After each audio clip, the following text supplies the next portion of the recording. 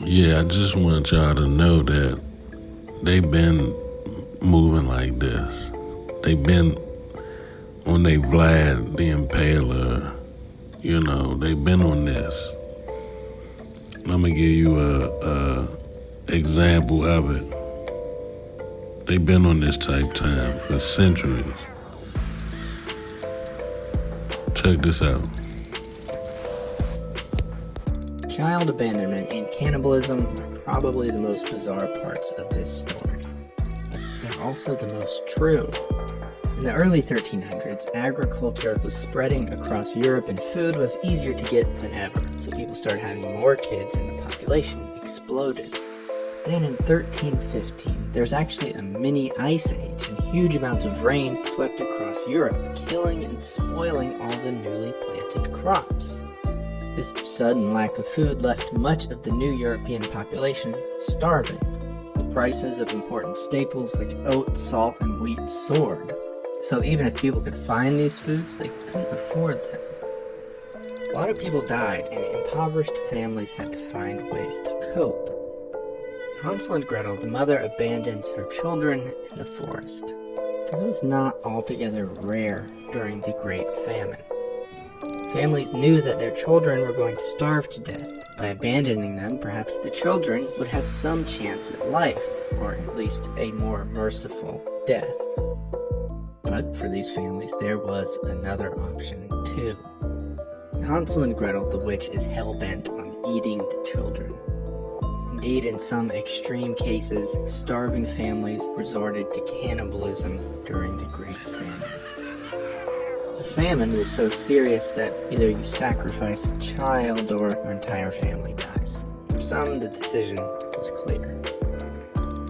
Hansel and Gretel was recorded in the 1800s by the brothers Grimm, but this story was likely first written in the 1300s, just after the famine. These real-life events almost certainly inspired the story. But as folk tales get passed on and retold, they kind of pick up a theme for the death and destruction. So the heavily Christian region chose witches. For politicians, it was an easy sell. They could be absolved of any responsibility and keep their positions.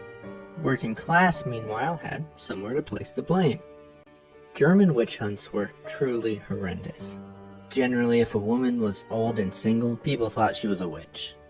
The law stated that upon being charged with witchcraft, not convicted but charged, women were to be tortured and imprisoned. Of course, many of the women charged were then burned at the stake.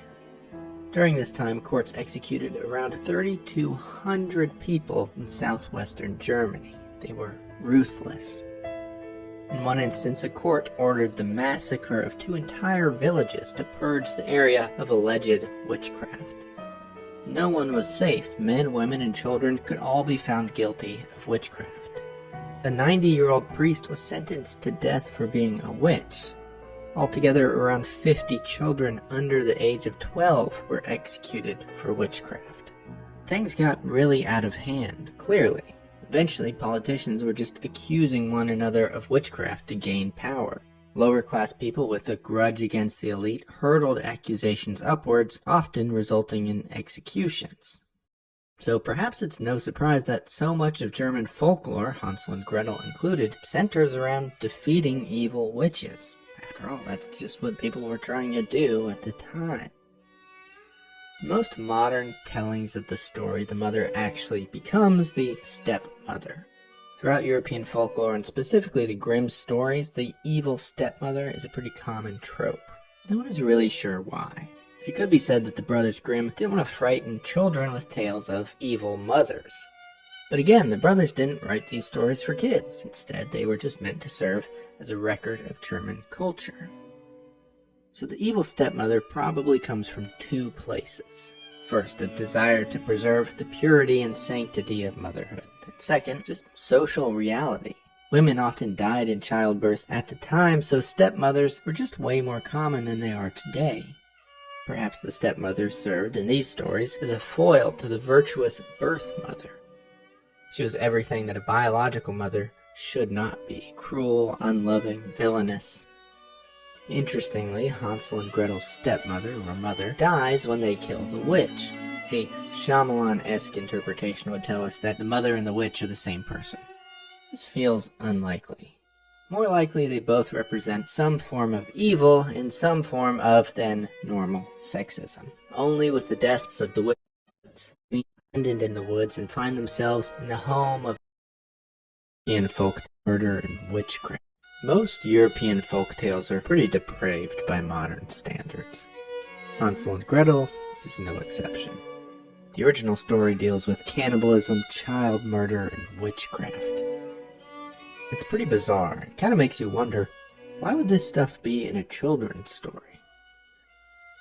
The answer to that is also pretty crazy. Cannibalism, child murder, witchcraft were not that rare when the story was written.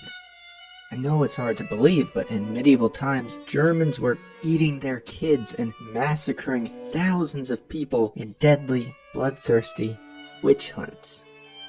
It was a crazy period of time that most people just kind of forgot about, and indeed, what most people don't know is that Hansel and Gretel hides a very dark and very violent true story.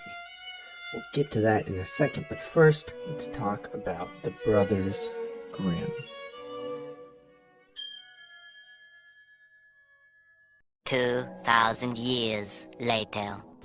Yeah, so you see that's old ancient stories it is that revolve around fat. Right? And look, they get their kids together to do stuff like this. You know, the troglodyte, man.